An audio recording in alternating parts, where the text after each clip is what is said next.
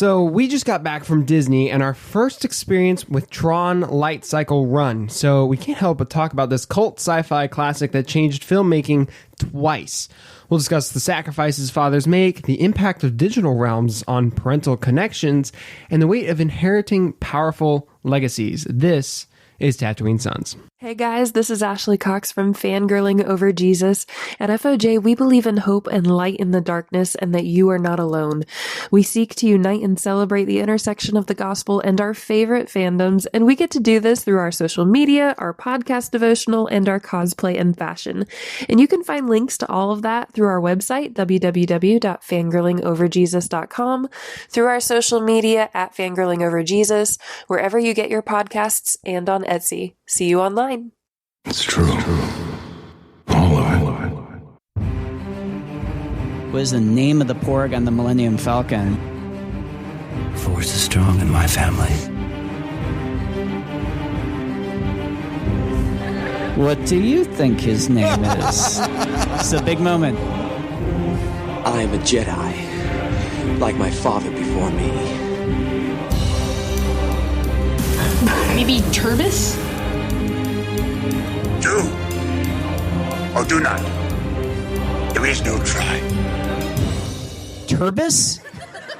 Pablo, if you're listening to this live stream, that porg's name is now Turbis. It's a good Star Wars name. We're not done yet. These guys recorded an awesome podcast called Tatooine Sons. Everybody was lit. Tron Lightcycle.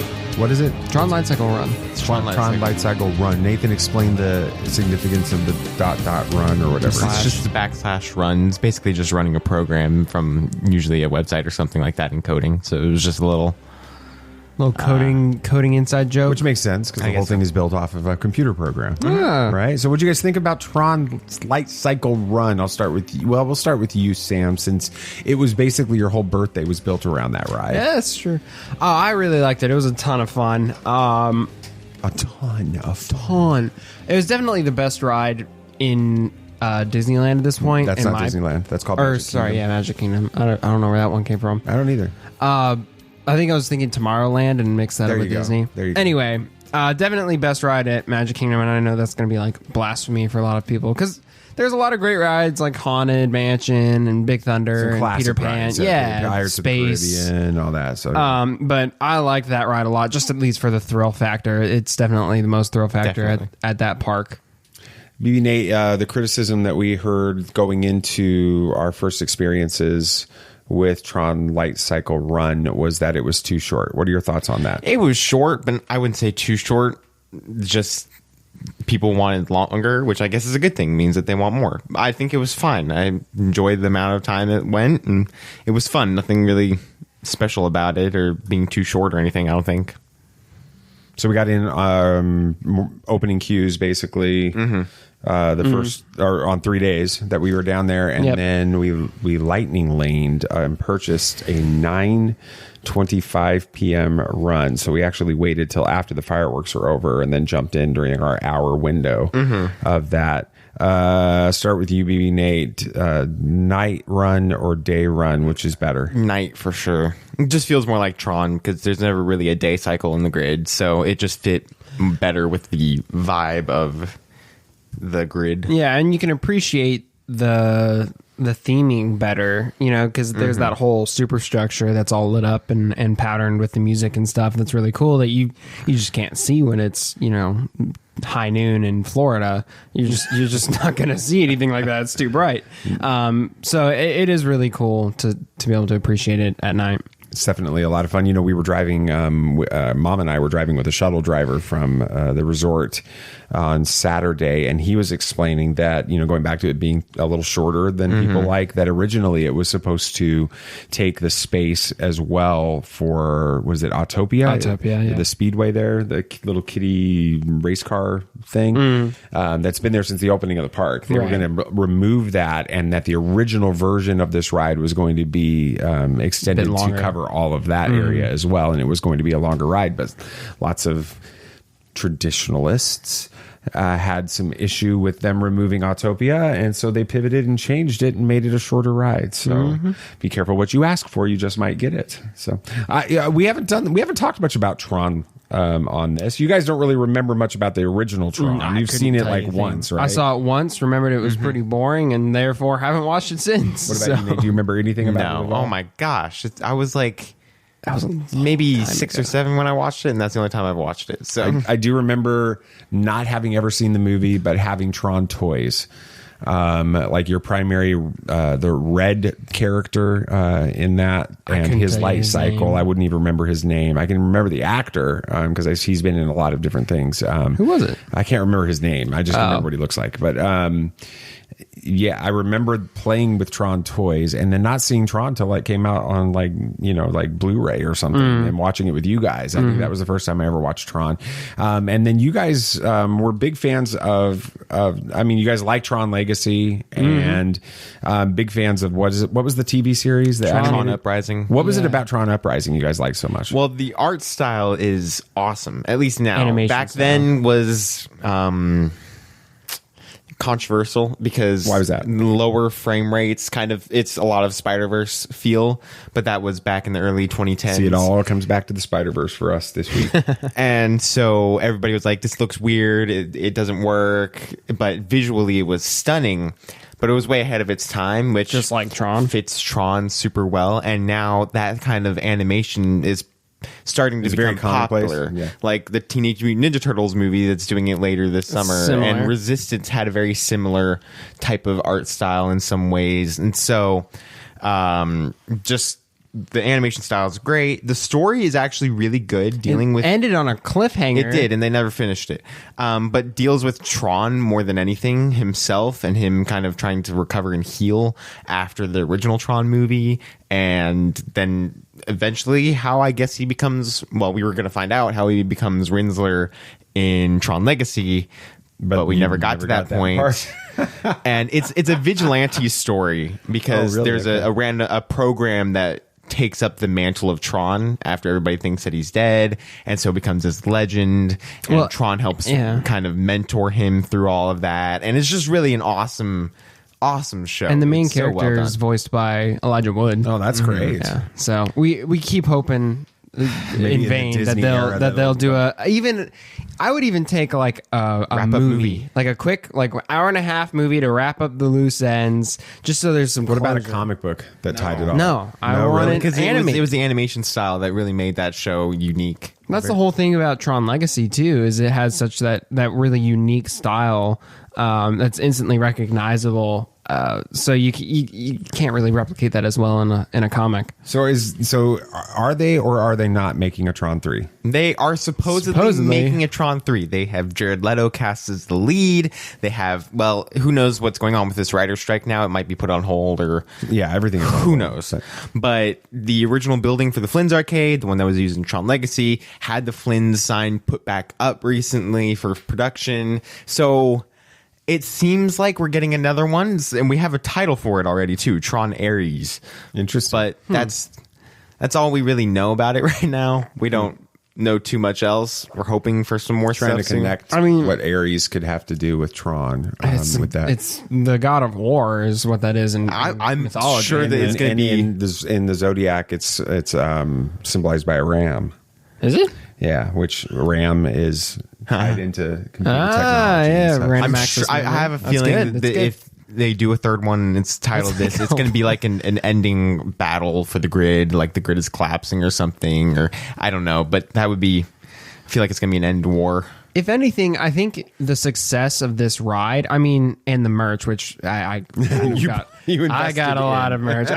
There's some cool stuff. All right, he was just trying to support Tron. That was it. Yeah, but it's like if I buy everything in the store, will you guys continue season 2 of Tron Uprising? So no, but we weren't the only ones who spent some good money in that shop. There were constant people buying things for Tron. It is without a doubt the most popular ride at Magic Kingdom. Absolutely, and I think it'll have legs for a while. And I think that's a good sign that Disney should continue to put more into this IP. People want this IP. If it's done well, I think that they could really have a success with this story. And I think they're waiting in this world for Tron Legacy to become kind of that cult classic. It is like the already. original Tron did, yeah. Because when Tron Legacy came out, people didn't really like it, which is weird because it's actually a really good movie.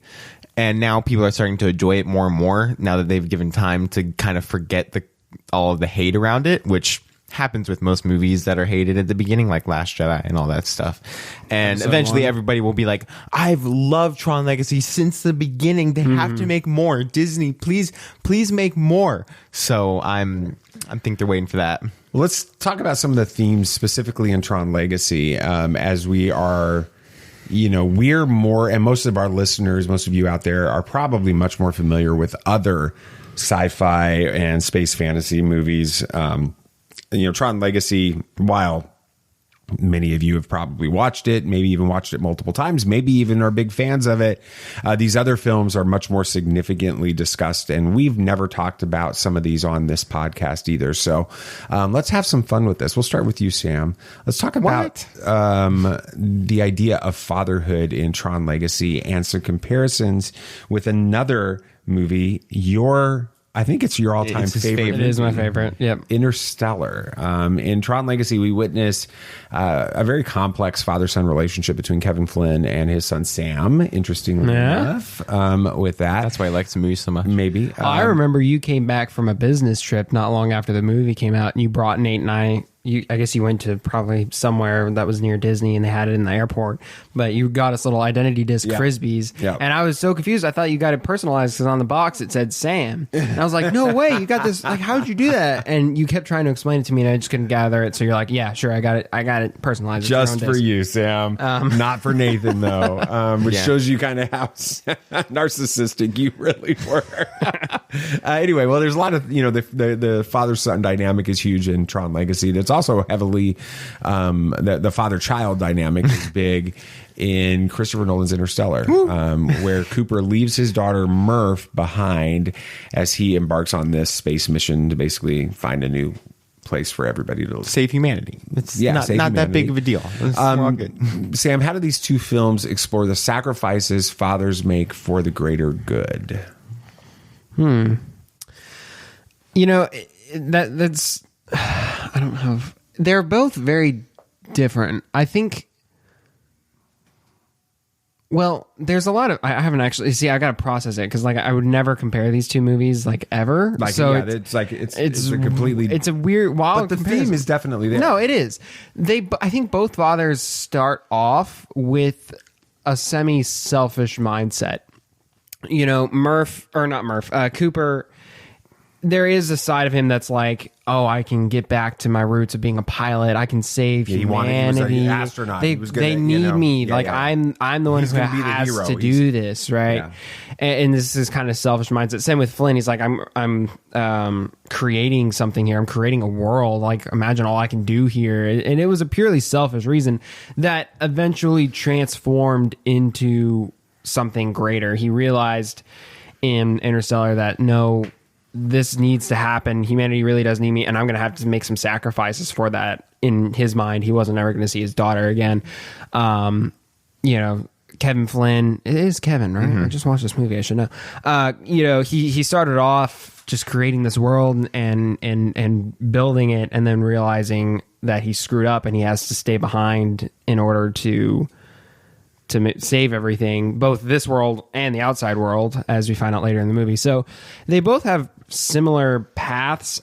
It's kind of like comparing, a Texas Roadhouse steak to Ruth's Chris. I mean, they're both great in their own right. Which one is the Texas Roadhouse steak? That would be Tron.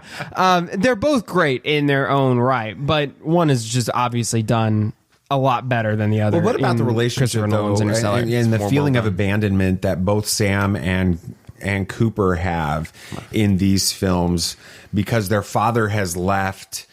For whatever reason, they don't. They're stuck with the reality of being back in their Earth, having to grow up and live life without their father. And compare some of the ideas there. Yeah, I mean, they both get very jaded in the end. You know, Sam's like, yeah, dad's gone, whatever. I check up on the company every so often, but I don't want to be involved because that was my dad's thing. You know, Murph, she's like, I'm going to, you know, be in the sciences and stuff and do all that. But, you know, she only, you know, creates one of those video logs to her dad once there's that point in the movie where, spoilers, by the way. Well, yeah, spoilers. Yeah.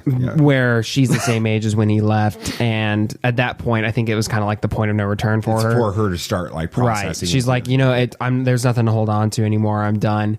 I don't know if Sam never really gets to that point. I don't think he's there's still ever pretty young. Yeah, but there's also that I think there might be that slight hope that his dad's still around. But I guess the meetup or the I don't know what word I'm trying to say here, but when they reunite, it's very different in each movie. Yeah, that's true. Different emotions on them. But yeah, it is interesting to see those parallels as well. It definitely is. I mean, you like you said, one does tell that story more emotionally than the other. Tron Legacy deals with a smaller version of that concept than Interstellar does, with Murph and Cooper and all of that. And we really see Murph at least kind of get to this point where she feels like her dad kind of abandoned her and was lying to her and all of that. And when it came to Sam and Kevin, he kind of just became more jaded than anything to what happened to his dad, and I think accepted it a lot just sooner. Moved on and just kind of was like he was dead to his dad was and Murph dead to him. kept holding on to that hope. And so when it came to Sam reuniting, he reunited with this more jaded sense and cynical sense than Murph did, because also Murph was literally on her deathbed when she reunited, so that would change things a lot. But we see this great scene. Isn't it the dinner scene in Tron Legacy that really deals with their relationship? Yeah, it's pretty. A lot. It's pretty tense. It is. Their meetup. I mean, their initial Sam seeing Kevin for the first time is very emotional. He's very happy to see him, but then, you know, they're sitting there at the dinner table talking, and it's just awkward because like neither of them know what to say or what to do. It's been, you know, what, 20 years or something like that, since they've seen each other, and Kevin's trying to act like all's well while Sam still feels hurt that his dad up and left and doesn't understand why yet. So it's a tense connection with Murph and Cooper. It's like, hey, it's great to see you. I'm dying. You might want to leave because that's just not something you need to go through. I got my family, and that's basically it. You know, you can't really be upset when you've only got a few minutes to spend time with a person, which is kind of deep if you think about it. But yeah. Interesting. All right, let's shift gears to another movie that's sort of a cult classic, much more loved as a novel than it was as a movie. Correct? Ready for I thought the movie was pretty well accepted. Really liked the movie. It was very well received. Well, let's talk about some of the digital worlds and parental stuff with Tron and Ready Player One. So both of these worlds kind of delve into the, you know, immersive digital environments where characters can escape their reality. In Tron, we have Kevin Flynn, where he becomes trapped in the grid, like we've been talking about. While in Ready Player One, you actually have James Halliday, who's also the creator of that world. Correct? Mm-hmm. Yeah. Yep. He leaves behind the Oasis as his legacy. How do these films, I'll start with you, Nate, explore the relationship between the creators of these digital realms and their impact on the lives of their children and their successors on that? I really think that it deals a lot more with this feeling of they get sucked into their creation so much that they forget about the real world, and this digital world does become their reality at some points. It happened with Halliday. We saw that all happen, and then we see it happen again with, you know, Kevin Flynn. And even though he was trapped there, that wasn't really his choice, but he still was so obsessed with that world that he had to create it. And so we see a lot about that. And I mean, we see a lot with Sam Flynn dealing with his dad, kind of in some ways caring more about the grid than his own son is what it feels like. And I'm sure that, again, that's what Sam felt like was happening. And so, and then we see in Ready Player One, due to Halliday, all of these people will start making the video game their reality, because Halliday kind of put his love into that, of where his ideology of that being his reality, and then everybody else inherited that. Like, the real world was the downtime for people in Ready Player One. That was they slept. The virtual world of Ready Player One became the existence of everybody. That's what they lived for with it. Okay. Yeah, it's such an interesting. I'm trying to think of other movies where the concept of a creator becomes almost consumed by his creation. Jobs, kind of. Yeah, except that was in the real world for real. Maybe to a lesser extent. Isn't even almost Social Network. Social, yeah, but isn't even almost like the story of Frankenstein kind of that idea? Sometimes, it becomes the thing you're obsessed with creating, becomes such an obsession that it can destroy you. It destroys you and takes over, screws up your life. And that clearly happens to at least Kevin Flynn. I don't remember if James Halliday really had too many negative repercussions. I mean, he had some regrets that were expressed, like he never settled down with anyone or anything like that. But Kevin Flynn literally lost out on seeing his child grow up and being a part of the world just because he became too engrossed in his ego in a way. I mean, he literally manifested his ego in the grid just to help him make more stuff to feed his ego. That's the whole character of Clue. So it is interesting that concept pops up so much in movies and fiction. Is Tron just an antivirus? Tron? Yeah, no, Tron is just Tron an is just an antivirus. Where'd that come from? I was just thinking about that. You're talking about creating Clue, and I went back to that scene where he created Clue and was talking with him and then Tron and talking about creating Tron and all that stuff. It just reminded me of that. Yeah, Tron is just the antivirus. It's an ADD moment right there. Very much so. Just had to have that. There's a story that we've talked about a few times on this podcast in the 5.5 years that we've been doing it. Star Wars. Oh, yeah. And really the sequel trilogy. I mean, you could say it begins in The Force Awakens, but it really carries all throughout. All three of those last trilogy of Skywalker saga films. Did I say that correctly? That made sense. Okay. This idea of inheriting a mantle or passing a mantle on. So in Tron Legacy, it introduces this concept of inheriting a digital empire as Sam kind of becomes the rightful heir to his father's creation. And then in the sequel trilogy, you have Rey, early on discovering her Force-sensitive abilities, and then moving through this in The Last Jedi, interacting with Luke Skywalker and then coming to the point where Luke is no longer there and moving into the Rise of Skywalker, being the one to kind of carry on the legacy of the Jedi, and then having to deal with all of the ramifications of finding out that she's I guess we call her the granddaughter of Palpatine. I mean, that's the easiest way to explain it without getting into some of the weird storylines with that. But I'm curious, I'll start with you, Sam. How did these two films, Tron Legacy, and then I guess not films, but stories, the Tron Legacy and the sequel trilogy, how do they explore the idea of inheriting a powerful legacy and then the weight that it places on the shoulders of that next generation inheriting that? Well, you don't see it a whole lot in Tron Legacy. It's really more just explored in the beginning. And it's just the name.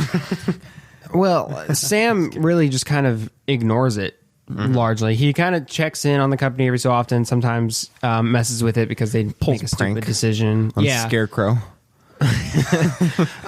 But other than that, we don't know how he handles it after the whole event of the movie and him reuniting with his dad and changing his opinions on his dad. So I wish they would continue that story in the next movie. Obviously, they're not going to if they're casting Jared Leto in the role.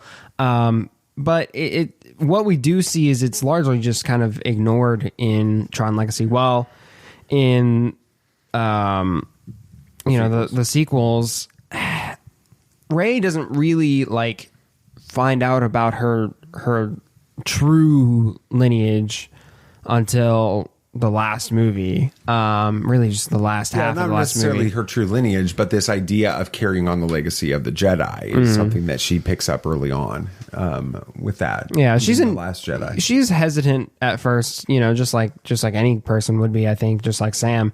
But she learns that if she's not going to do it, who will? And she really is the one that is best suited for that role. So it's that kind of their refusal of the call kind of mindset until they eventually realize that this is what needs to happen. Does Sam ever really embrace a legacy at all? At the end of the movie or any point in it?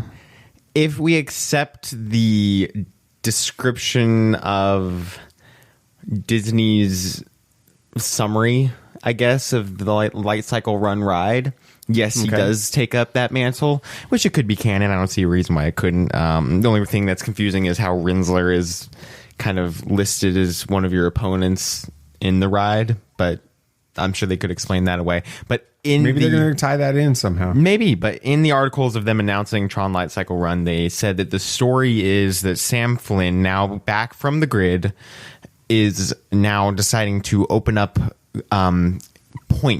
access points into the grid around the world. And that's how they explain, there's one in Shanghai and there's ability to open up more. And so he's now kind of bridging this gap between the real world and the grid, allowing people to access it more easily. And I guess at that point, taking up that legacy of what Kevin Flynn was wanting to do, give the real world a digital world to have. And so he can now have that. And so if that is canon to the story, then yeah, I guess he did.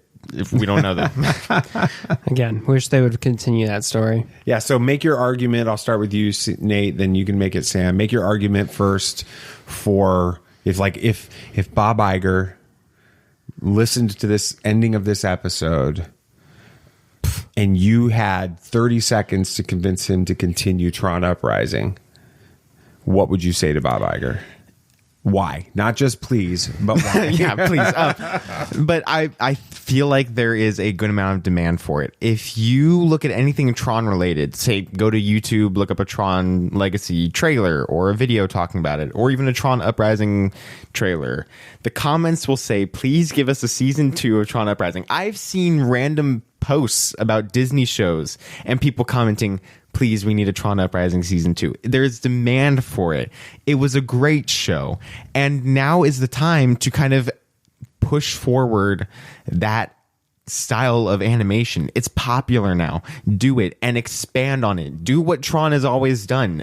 Push the industry forward when it comes to this. If you can make something that looks absolutely amazing in that type of animation style again, because the first season looked great for back when it came out in like 2012, crazy style and crazy good visuals, and now it can look even better. And so I feel like if you get that story down, you can have a better IP, you can have more demand for people, and there is already enough demand for Tron. Just look at the parks and everything that's going on right now. Yeah, I mean, I've been seeing videos posted on YouTube of people taking certain shots from Tron and enhancing it into 4K, which they need to make a 4K cut of Tron. It looks incredible. But, there's such demand that people are still making content off of even the movie. And a case for Tron Uprising being made, even just from a business standpoint, is if you time it right to where it helps build up hype for Tron again right before the release or the announcement or something of this new movie,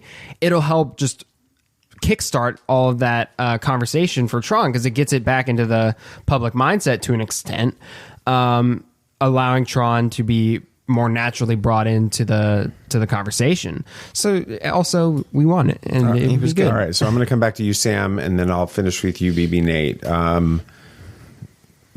for all the amazing listeners that are listening to this episode that maybe are not Tron fans, they have not watched Tron Legacy. And we played the games too, didn't we? We did Nate? play the games.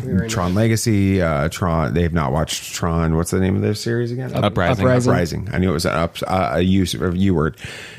You did the Bob Iger business related argument for him, right? For everybody listening that hasn't watched Tron Uprising and Tron Legacy, make a story argument for why they need to check those out. I'm going to have to defer to Nathan because I do not remember the story as well as I should. I need to give the show a rewatch. It's a good show. Parts were starting to click when Nathan was talking about it, like the whole vigilante stuff, but I wouldn't have remembered that on my own. So I'm going to have to phone a friend and defer to Nathan over there. Shocker that Nathan's going to be the one obsessed with the story. Wow, I know, right? Of that. So make like a case for Tron Legacy and Uprising. Yes, and why all of our listeners Legacy, need to check it out. First of all, Legacy, it's just when you watch it, I don't remember Tron. When I watched Legacy, I didn't remember Tron. I still don't remember Tron. I still love Tron Legacy. You don't have to see Tron Legacy. So watch this movie. It has a very inspirational, like, just you feel inspired. I don't know. You just kind of get this really epic story from this movie, and in such a short time. The visuals are better than some of the Marvel movies that come out today. Like Thor: Love and Thunder pales in comparison to a movie that came out in 2009, and it's in a CGI movie the entire time.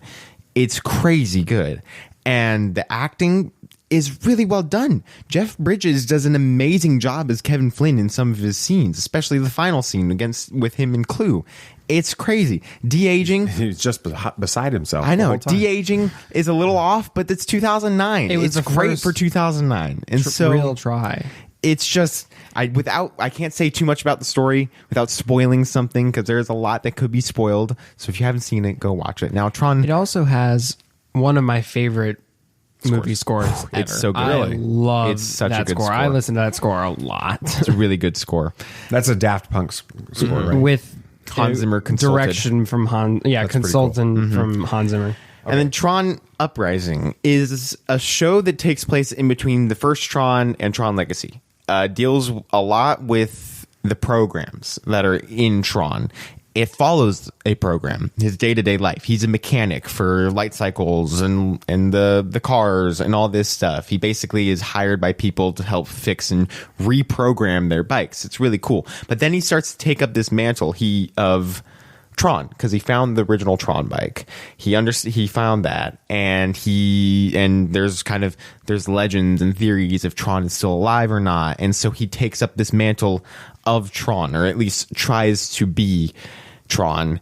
And kind of in that first episode, that pilot, he fails miserably because the do we really have a name for the bad guy group? I keep forgetting. Just call them bad guys. The bad guys, the orange team, the orange people. They just totally wipe him out. But then eventually, towards the middle of the first episode, Tron does make an appearance. And so throughout this entire season, Tron is mentoring Beck.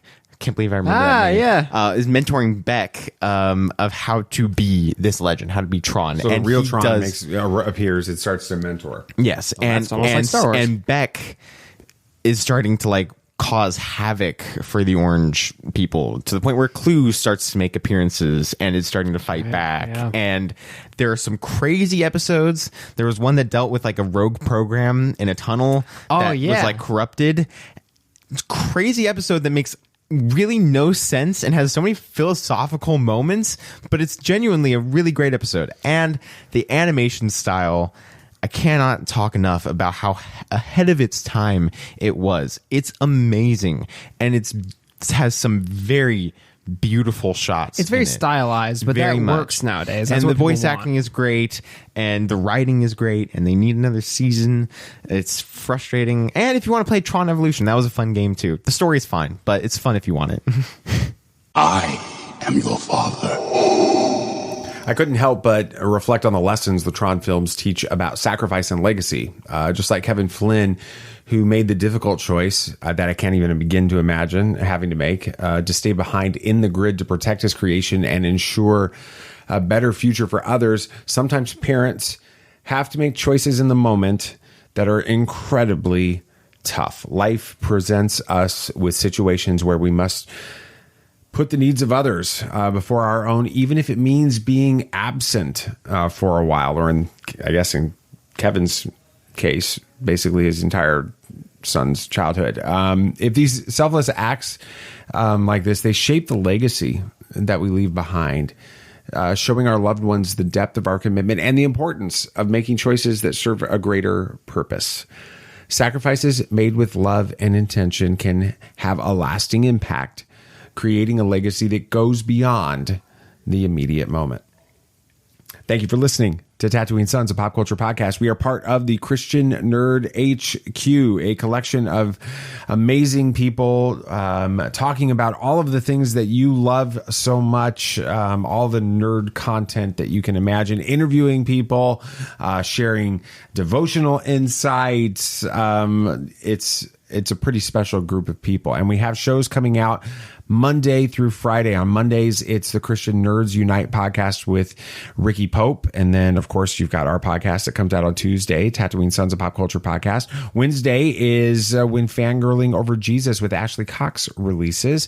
Thursdays, it's The Reverend and the Reprobate with crazy interviews. And then Friday, just a collision of crazy conversation with Speaking Nerdy.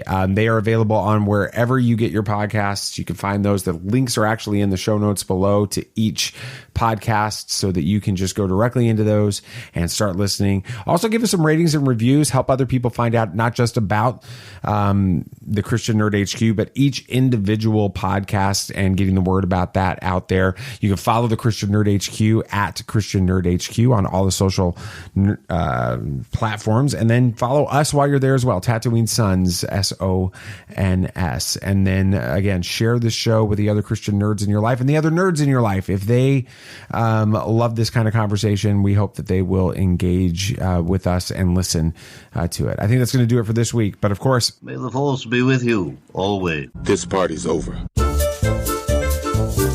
like that Wookiee. Don't get technical with me. Joy, please. Yep, yep.